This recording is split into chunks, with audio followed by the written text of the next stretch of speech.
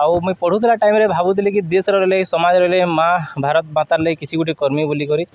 आउ वर्तमान जिन हिसाब से परिवेश प्रदूषण हो चली आम सकालू उठून से बेलबुड़ा पर्यावरण के दूषित करवार लगे कैंसी कसर न छाड़वा। तो मोर भावना कि मैं परिवेश के बचावार लगी आमर भारत मातार जननी के भारत मातार लगी और भारत मातार जेन छुआ मैंने अच्छे माँ भारतीय संतान मान लगी किसी गोटे एंता मेसेज देसी जेन मैंने कि देशर लगी और समाज लगी भाव्य बोलिक भावना सृष्टि होता। और 2022 सेप्टेम्बर 5 तारीख गुरु दिवस दिन मोर यात्राटा आरंभ करी आमर नुआगढ़ ग्राम पंचायत रे और नुआगढ़ हाईस्कूल शिक्षक मान संगे मो यात्राटा आरंभ होता। और नुआगढ़ रही छत्तीसगढ़ झारखंड बंगाल बिहार होकर एंता हिसाब मुई दिल्ली जाकर लद्दाख जाकर फिर आसिक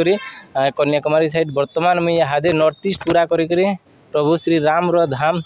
आमर अयोध्या धाम होकर बर्तमान मोर यात्रा के